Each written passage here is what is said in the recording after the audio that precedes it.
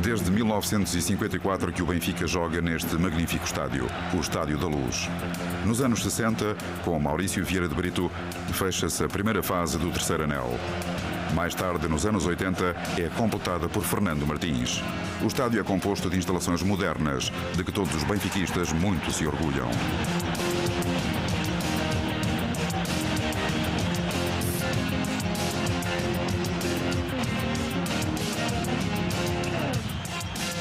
É uma coisa sensacional, fico para toda a vida, entrar aqui pela primeira vez neste estádio maravilhoso e agora com esta moldura.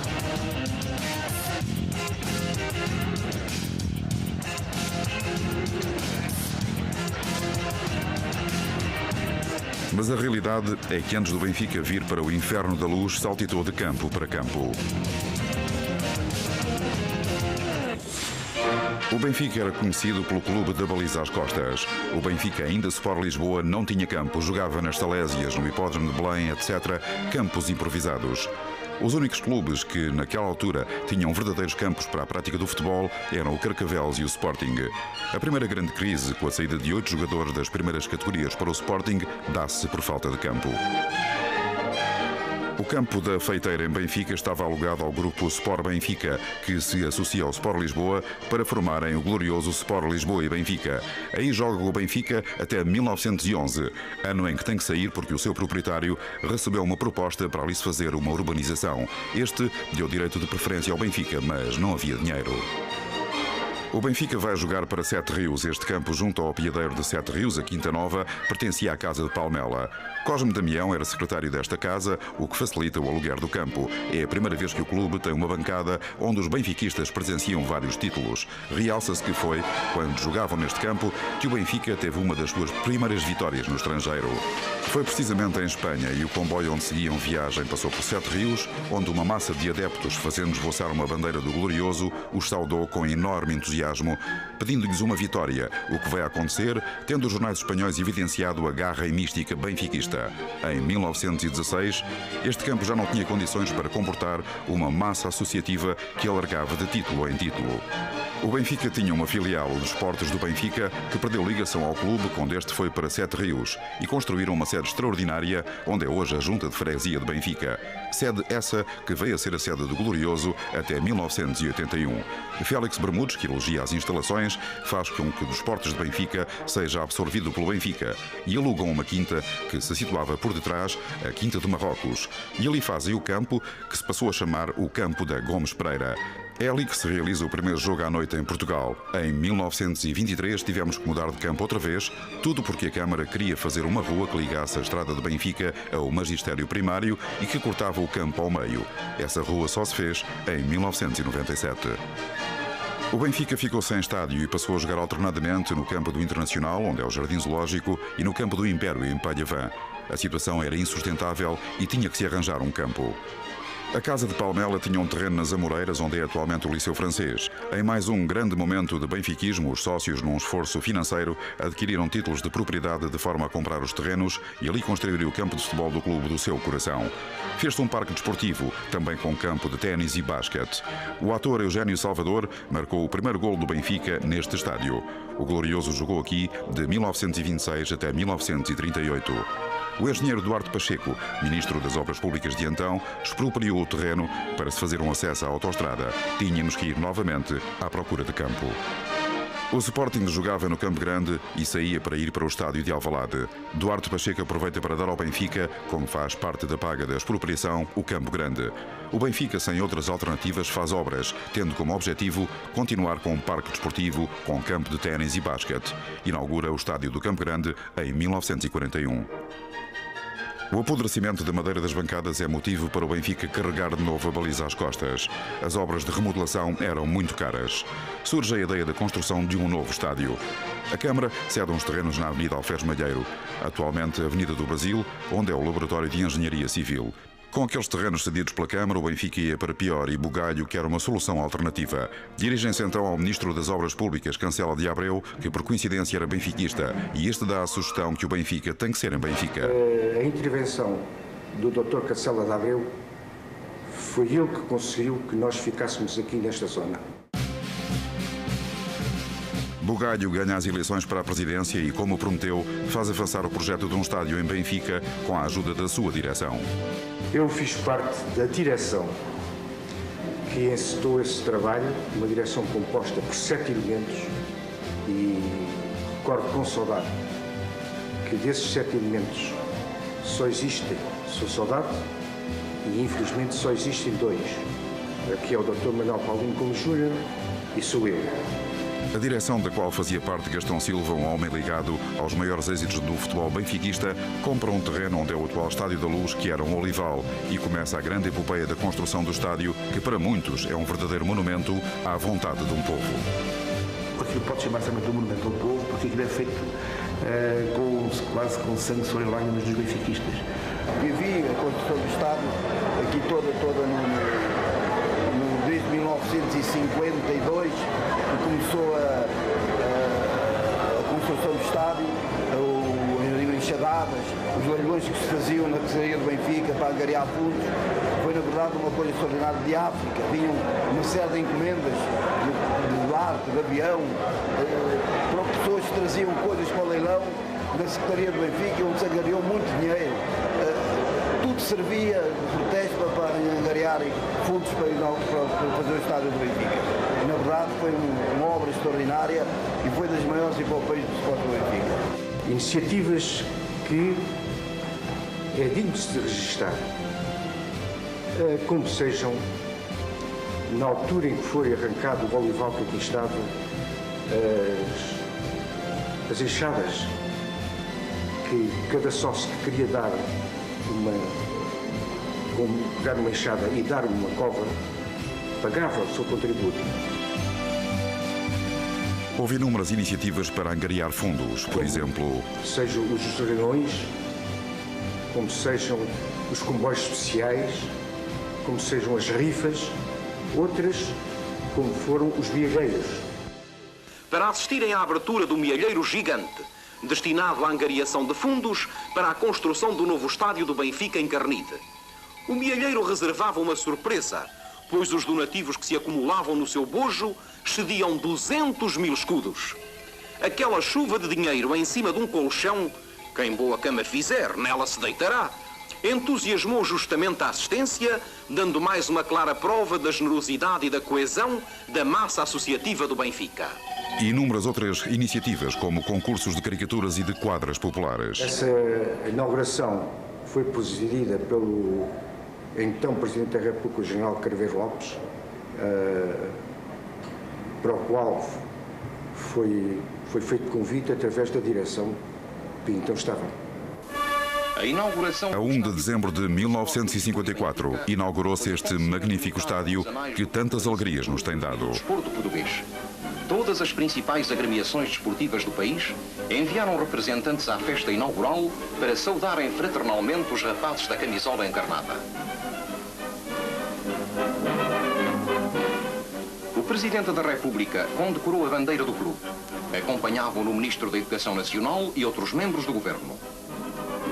Os dirigentes do Sport Lisboa e Benfica não podiam esconder a profunda emoção que os dominava. Desfilaram centenas de graciosas desportistas, trazendo na mão cachos de balões brancos e encarnados, cuja largada constituiu o número mais aplaudido do festival.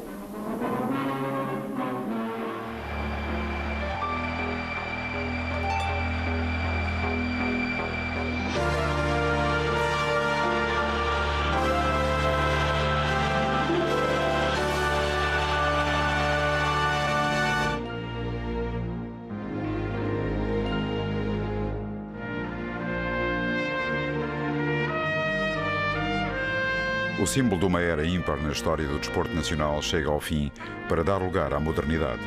Palco majestoso e sublime de tantos momentos inolvidáveis, protagonizados por alguns dos maiores futebolistas portugueses e estrangeiros de sempre. O maior estádio da Europa, um monumento à dimensão da grandeza do Benfica, tantas vezes emoldurado por gerações de adeptos que nunca encontraram paralelo no seu apoio e entusiasmo, despede-se para recolher ao panteão do desporto nacional.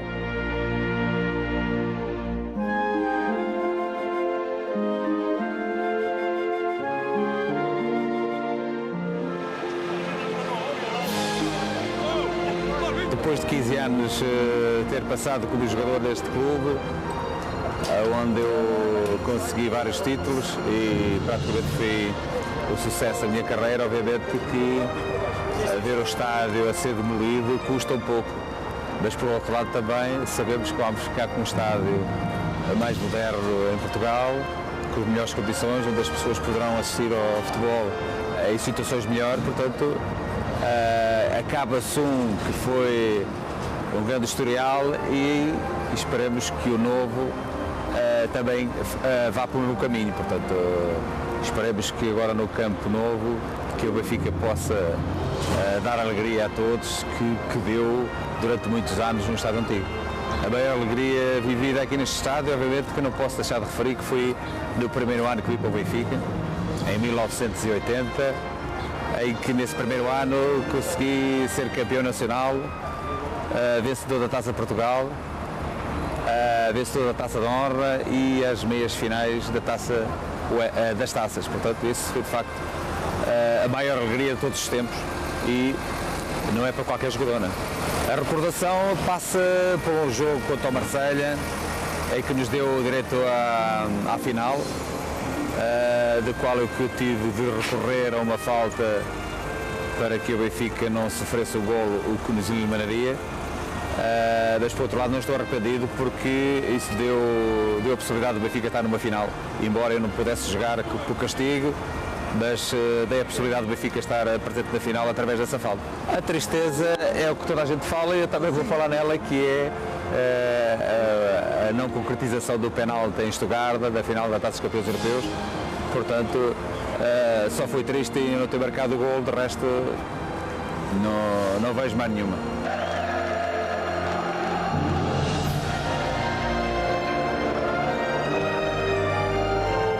A primeira memória que eu tenho do Estádio da Luz foi em 1972, eu era muito miúdo ainda, tinha os meus 9 anos, e vi ver o célebre Benfica-Feyenoord. Nós tínhamos perdido 1-0 nos quartos de final da Taça dos Campeões. Tínhamos perdido 1-0 lá na Holanda e aqui, a 15 minutos do fim, estávamos eliminados. Nós marcávamos um golo num bom burro de sorte e nós em 15 minutos fizemos 3 golos à Benfica.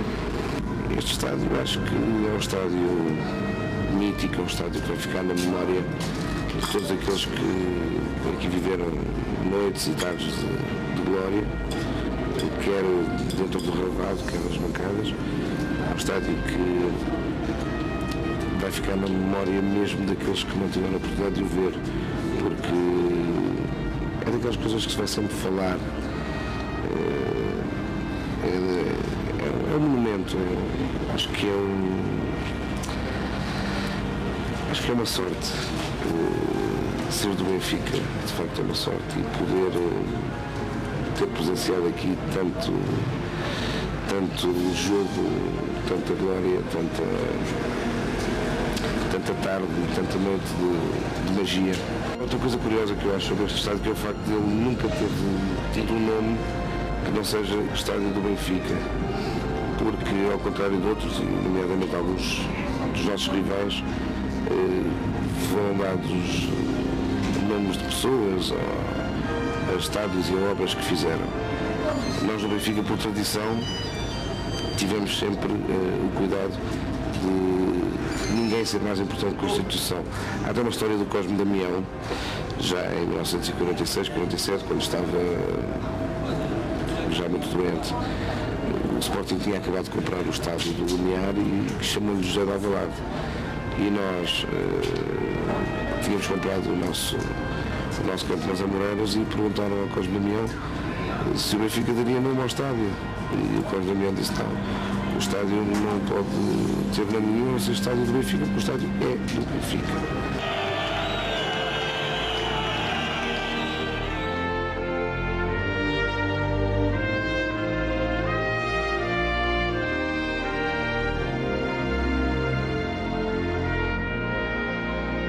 Pedaços de uma relíquia que serão vendidos. No interior do estádio, um aspecto de um dos camarotes com vista para o relevado. Adeptos com valiosas relíquias. Uma panorâmica do estádio com uma moldura magnífica para o espetáculo de fogo de artifício.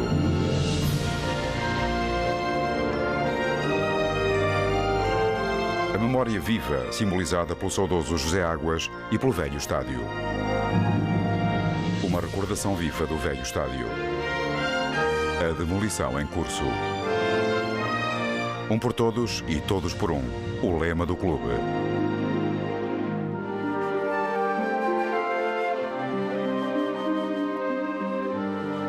Uma relíquia empacotada cedida ao jornal Record.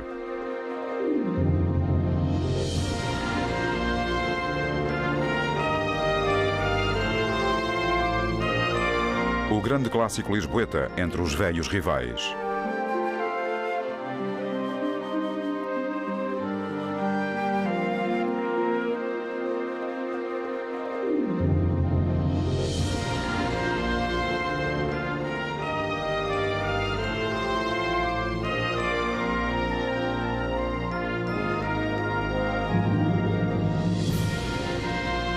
Onde o adepto se desloca para adquirir símbolos do clube que guardará religiosamente ou que dará como presente valioso a familiares ou amigos. Também aqui convergem muitos estrangeiros atraídos pelo grande historial do clube.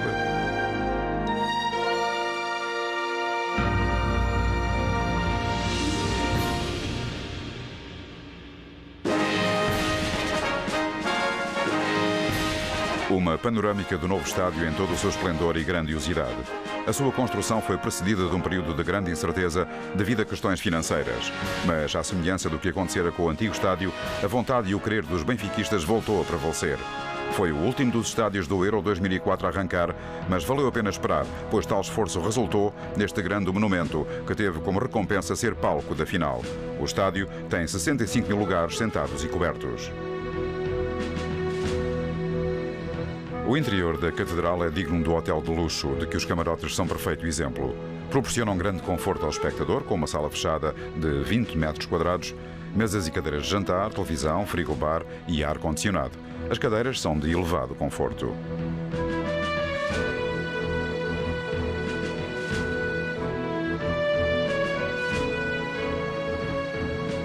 Um anel VIP com mais de 7 mil lugares.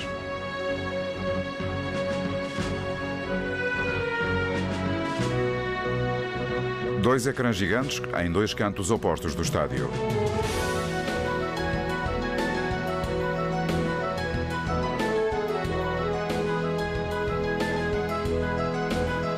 Os balneários são de concepção muito moderna, bastante amplos e dotados de todas as comodidades.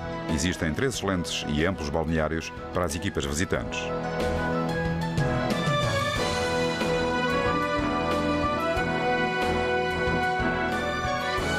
Muito bem concebida e extremamente confortável tal sala de cinema, aqui se discutem e decidem as estratégias e táticas antes de cada encontro.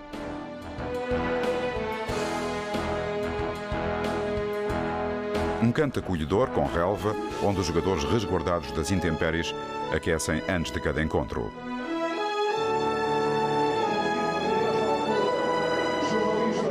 A nova catedral foi finalmente inaugurada a 25 de outubro de 2003. O magnífico estádio esgotou a sua lotação, com 65 mil fervorosos adeptos a presenciarem este momento histórico.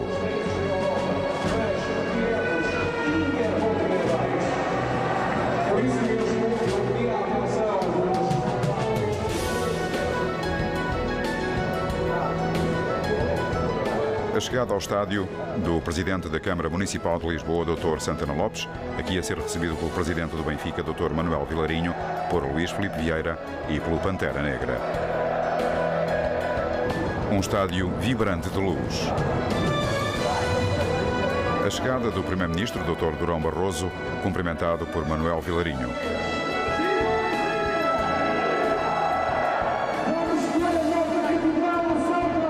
Uma adepta feliz, em grande plano, ostentando um boneco gigante com as cores do clube.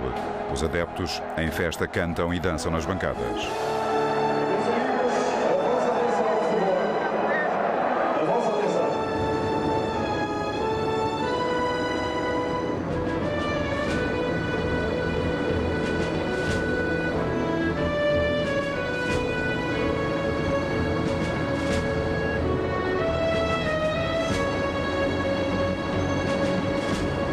a chegada em grande do Presidente da República à Zona VIP.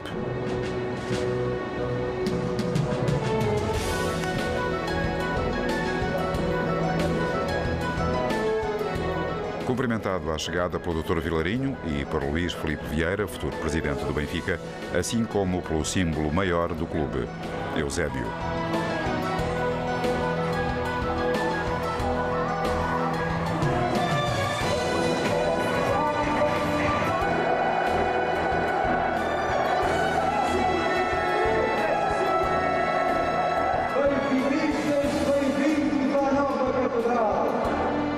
O esplendoroso recinto.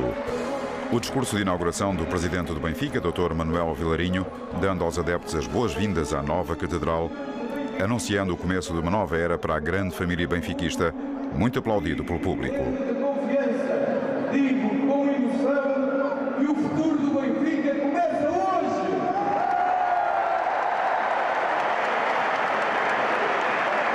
Por último, porque é verdade, é de justiça e é merecido, deixa-me dizer... O Dr. Vilarinho encontrava-se ladeado pelo Presidente da República, pelo Cardeal Patriarca, que abençoou a nova catedral, por Luís Filipe Vieira, a quem teceu fortes elogios, assim como por Eusébio. Senhor Presidente do Benfica, caros benfiquistas, duas breves palavras. Muitas felicidades, os melhores votos e viva o Benfica, viva Portugal!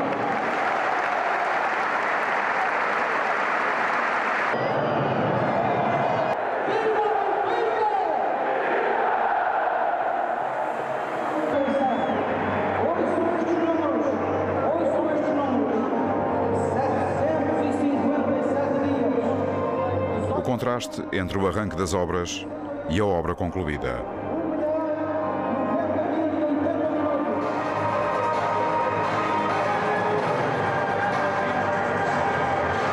Seguiu-se um magnífico sarau vibrante e cheio de cor, iluminado por raios laser e protagonizado por jovens de ambos os sexos que deliciaram a assistência com a sua animação e com os belos desenhos que traçaram no relevado. Seguiu-se uma largada de fogo de artifício. A bandeira flutua bem alta.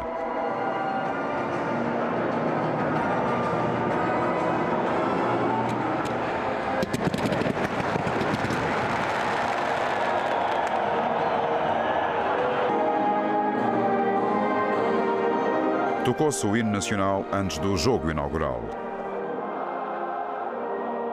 A Rainha dos Céus sobrevoa o seu novo poiso, a nova Catedral da Nação Benfiquista.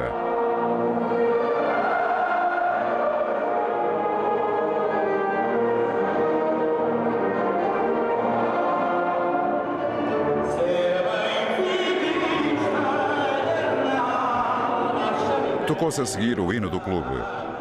Uma imagem do banco do Benfica com Camacho em grande plano.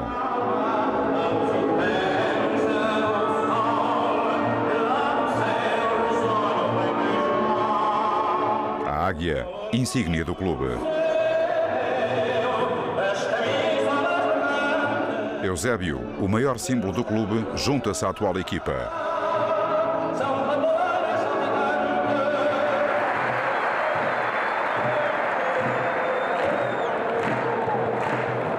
O público muito animado. O Benfica estreou o novo estádio com uma vitória por 2-1 sobre o Nacional de Montevideo, sendo ambos os golos marcados por Nuno Gomes, um em cada parte.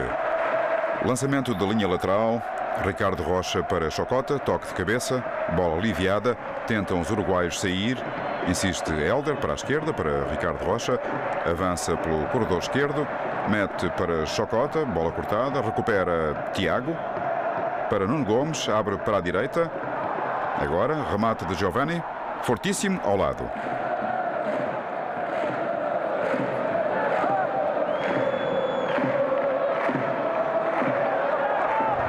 Ataca o Benfica, Giovani tenta o drible e vai ganhar um canto.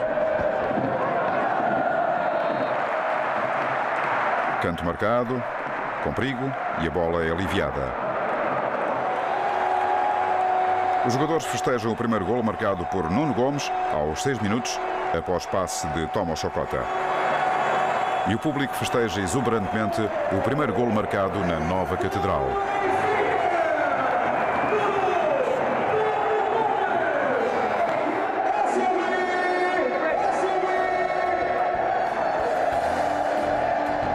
Figura de estandartes de reis e imperadores, insígnia de nações, insígnia da nação benfiquista. Entre as instalações deste magnífico estádio contam-se um museu, um Health Club com piscina interior, 2 restaurantes panorâmicos, 55 bares, zona comercial, megastore, parque de estacionamento interior com cerca de 1.400 lugares. O complexo desportivo, para além do futebol, é constituído por 2 pavilhões e uma piscina. O novo estádio do Benfica é um exemplo de modernidade, conforto, segurança e tecnologia e representará o centro de todas as emoções da grande família benfiquista.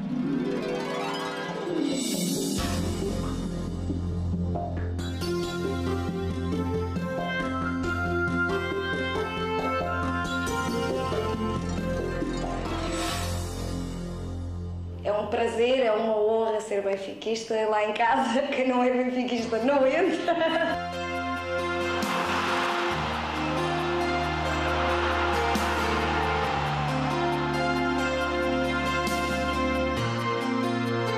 Não se brinca muito com esta coisa de ser benfiquista.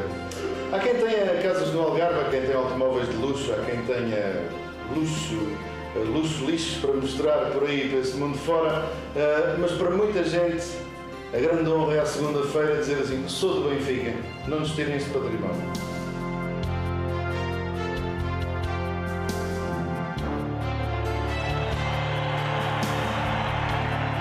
Ser benfiquista é um estado de alma, é ver o mundo de cima como as águias.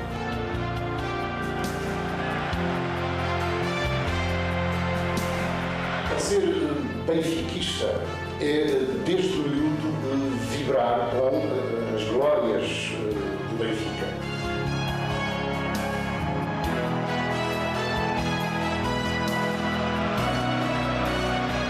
Dizendo que o Benfica talvez me tenha dado, na minha vida interiormente, ofereceu-me um sistema nervoso.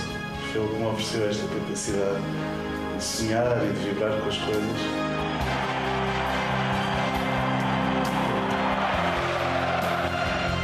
É uma coisa especial, porque eu também estou habituada desde criança, toda a minha família é do Benfica, agora o meu irmão de 3 anos também é do Benfica, portanto acaba por ser uma coisa normal em nossa casa, uma coisa que já vem connosco, que cresce connosco.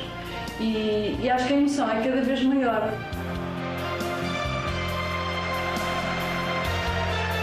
Ser benfiquista é das coisas melhores que na vida podem acontecer a uma pessoa.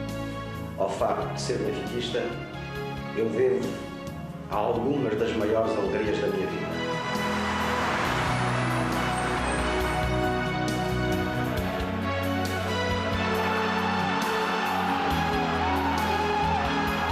Acho que é das claques mais bonitas que existe, é a claque benfiquista. O nosso estádio é o mais bonito de todos.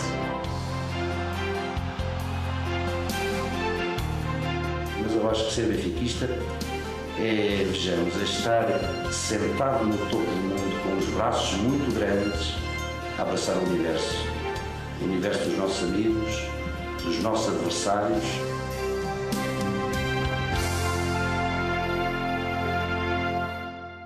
O Benfica deu-me qualquer coisa que o país não me dá, que não dá aos portugueses.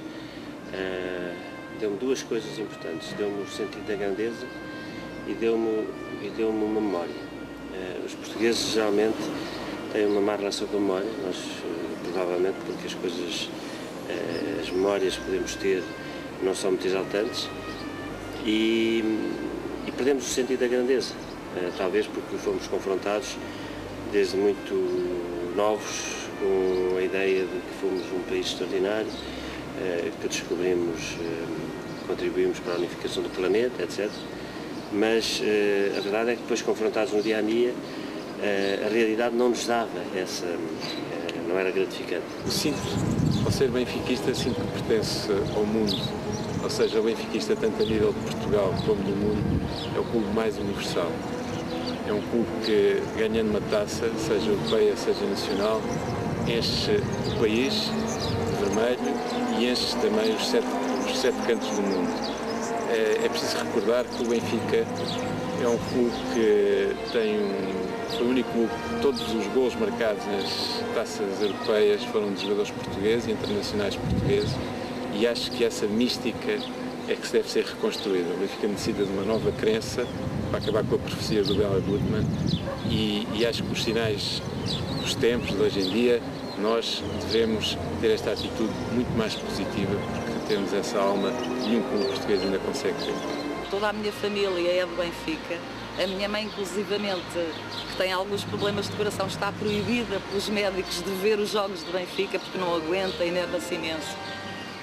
E eu, durante muitos anos, também portava-me francamente mal a ver os jogos, porque gritava, porque também insultava o árbitro se fosse caso disso, porque vibrava, não conseguia estar de pé. E sempre uma grande emoção. Só me passou este aspecto do lado benfiquista, de índio, só me passou mais quando, na direção do Benfica, não podia, obviamente, manifestar-me demasiado, com convidados, com a equipa adversária, com pessoas convidadas, portanto não podia entrar aos gritos e a dar grandes saltos.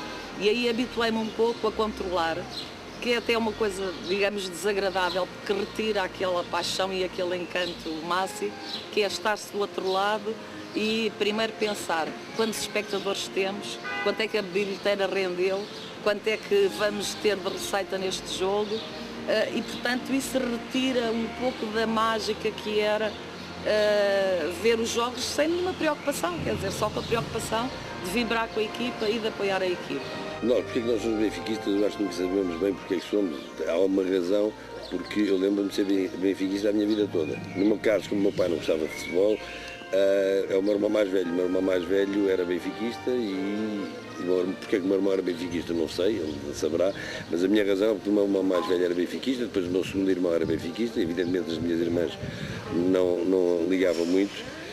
Na minha mãe havia uma tradição da Académica, porque o meu tio Alexandre foi jogador da Académica e que, por sinal, tinha jogado a única taça de Portugal que a Académica ganhou contra o Benfica.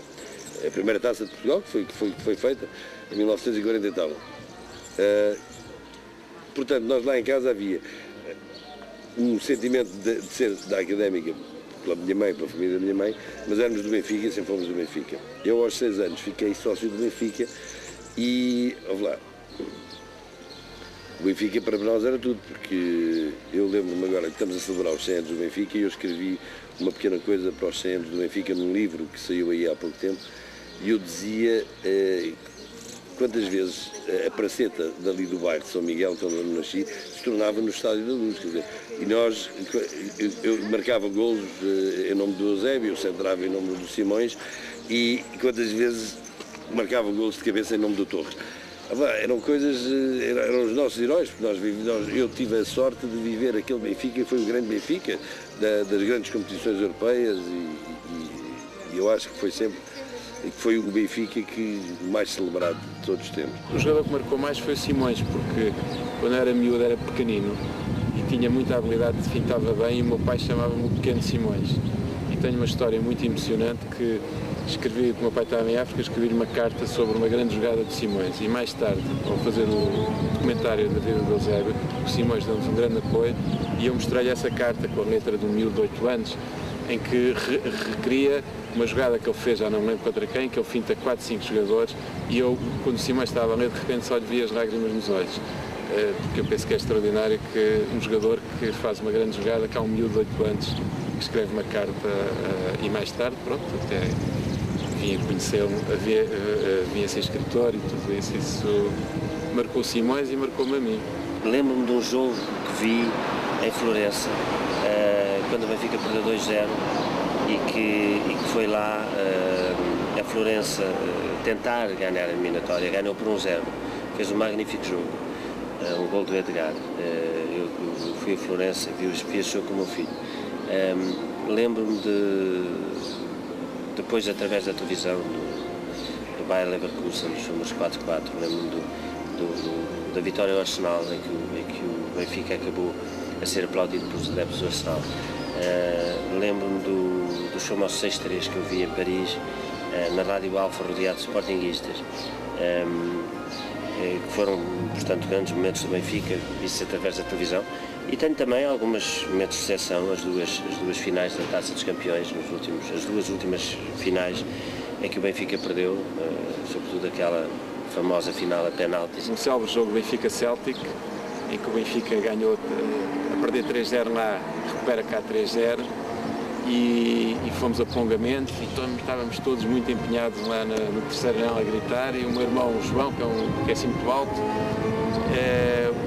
o Artur Jorge remata de cabeça e a bola é tirada dentro da baliza nitidamente, e o árbitro não sanciona o gol e ele levanta-se e diz: seu filho de um grandíssimo comboio de... aquela coisa. Eu nunca me esqueci dessa e pus no livro, quer dizer, claro que o Benfica marca quando eu escrevo, até nas novelas, tenta que nas novelas seja um bocadinho mais imparcial, mas marca. Eu que fui aluna de colégio de freiras, bem comportada, quando o Benfica foi campeão europeu em 61, eu estava numa aula, ou seja, saí de uma aula, pirei-me de uma aula para ir ver o relato, para ouvir o relato na rádio, e tive um pequeno castigo das freiras por causa disso, mas quer dizer, já nessa altura era impossível não assistir. Lembro-me das grandes enchentes, lembro-me do terceiro anel, ia sempre ao terceiro anel, e foram momentos inesquecíveis. E lembro-me também de ter jogado uma vez pelo Estoril Praia no Estádio da Luz, quando era o único que tinha botas com pitons, tinha sido um amigo meu, o Nobre, que tinha emprestado, os outros todos eram botas de travessas na altura, mas quando entrei no campo vivi os que os jogadores do Benfica todos viviam, sentia, quer dizer, não estava ninguém a assistir ao jogo, mas sentia aquele estádio cheio. E sei que fiz a melhor jogada da minha vida no Estádio da Luz. Fintei os jogadores todos do Benfica e depois só fui apanhado pelo Bastos Lopes, que já estava a entrar da grande área, e se fosse nos tempos atuais ele tinha sido expulso e tinha levado cartão vermelho porque eu estava já isolado. Nesse dia senti-me como o Ozero, como o Nené. Foi o Estádio da Luz, o velho Estádio da Luz, me marcou muito e tenho ali grandes memórias que tento transmitir aos meus filhos e às novas gerações. Quando por acaso o Benfica perde, quando não ganha, quando não fica à altura daquilo que nós esperávamos, há sempre a esperança de que seja para a semana, e se não for para a semana é para a próxima época. E também porque o Benfica tem esse historial e tem esse património, digamos assim. Eu lembro-me quando vim para Lisboa para a faculdade, que foi quando comecei a ir às assembleias do Sport Lisboa Benfica, não havia mulheres, nem novas, nem velhas, quer dizer, não havia senhoras, o que levou a que eu fosse adotada no sentido de alguns benfiquistas mais velhos quase me protegerem, porque quer dizer, ia ali aquela miúda para as assembleias, falava nas assembleias, o que também era uma coisa inusitada, embora se nós tivermos em conta que o Benfica teve sempre na sua organização interna, portanto, as suas assembleias, as eleições, uma organização democrática em que toda a gente podia participar, toda a gente podia falar, e os presidentes eram eleitos sempre numa altura em que em Portugal não se votava, ou enfim, quase ninguém votava antes do 25 de Abril. Eu lembro que na altura poucas mulheres iam ao futebol. E havia uma senhora que nós encontrávamos invariavelmente, que vinha com o marido na altura do garrafão de vinho, vinham os santos, etc. E que nós éramos miúdos e ela vinha, não devia ter miúdos, vinha sempre com o marido, com o garrafão de vinho, trazia umas santos, e às tantas, quando nos encontrava ali muito, já trazia santos para nós, etc. E eu lembro-me para uma cena muito engraçada com ela, um dia, porque o José Augusto tinha a alcunha da Maria Augusta. Chamava-lhe porque era assim, o tipo diziam que ele tinha medo de ir à bola e não sei. Nunca mais me esqueço de um dia de estarmos a ver o futebol. E houve um dos miúdos que estava connosco, já lembro, que teve a infelicidade de chamar Maria Augusta ao José Augusto, levou logo uma pufutada da senhora que aquilo foi.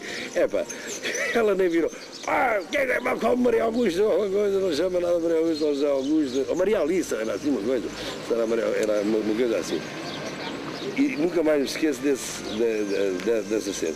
Ter sido também a primeira mulher dirigente de um grande clube a ser eleita, o que ao nível dos clubes internacionais muito conhecidos era surpreendente, porque toda a gente ficava muito admirada de uma mulher de um país que tradicionalmente tinha algum atraso em relação aos outros, ser uma mulher eleita para um clube como o Benfica. Em qualquer parte do mundo, onde quer que a gente vá, nos núcleos portugueses e mesmo fora dos núcleos portugueses, é uma espécie de bilhete de identidade e dá-nos uma espécie de passaporte para comunicar com pessoas que de outra maneira provavelmente ignorávamos. E tenho feito grandes amizades, tenho feito em momentos, até em momentos difíceis, o facto de encontrar um benfiquista em certas situações tem-me ajudado.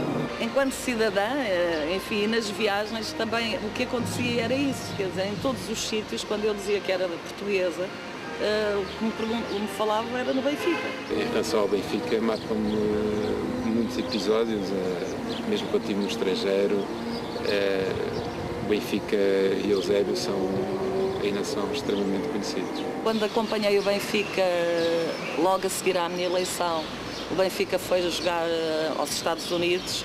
Eu estava em trabalho em São Francisco e fui para Nova Iorque ter com a equipa do Benfica.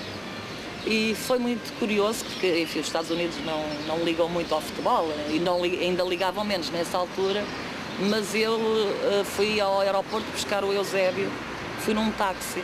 E o senhor que começou a conversar comigo, porque eu não tinha bagagem, o que é que eu ia fazer, e lá lhe expliquei, e acabei por dizer que era portuguesa, que ia buscar o Eusébio, e o taxista disse-me, então eu desligo o táxi, a senhora não paga mais nada, mas eu fico aqui à espera porque eu quero conhecer o Eusébio.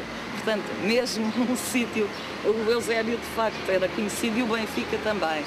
Vou dia 5 para os Estados Unidos filmar e agora eu acabava dia 12 e dia 12 jogava Portugal, é o Portugal-Grécia. Eu disse, dia 12 eu não posso viajar, eu tenho que viajar dia 13 porque o Portugal-Grécia tem que ver. Não. Eles não conseguem perceber nos Estados Unidos que é o Portugal-Grécia, mas que importância tem essa coisa? Não, isto é um campeonato da Europa de futebol. Agora mudaram-me para dia 15, então já me estão a criar problemas enormes que eu ainda não fui ver, sei que só tenho que ir mesmo a 15 e estou a ver que jogos é que eu perco. Sempre disse que eu vou morrer sendo do Benfica.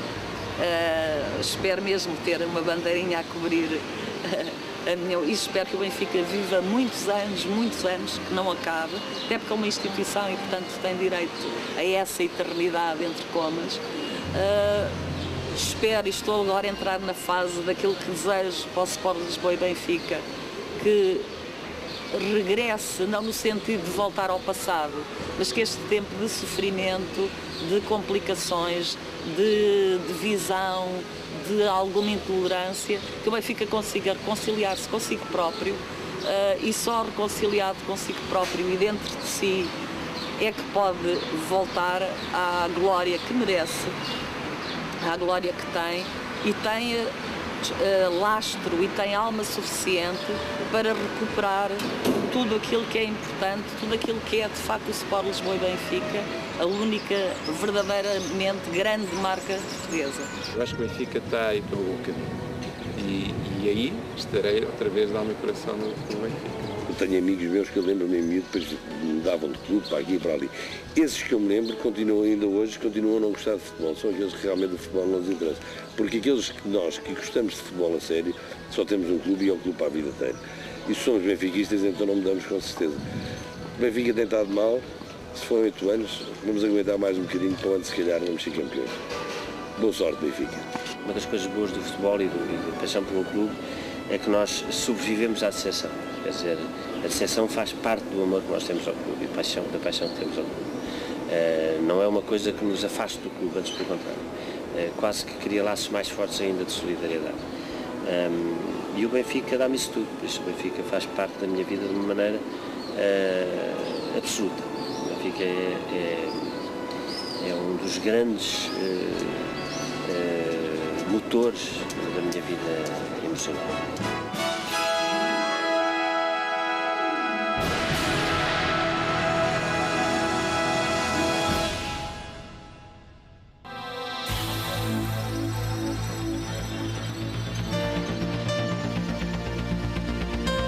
grandeza do Glorioso estende-se por todo o globo, tendo 124 casas, 10 filiais e 7 delegações espalhadas por todo o mundo.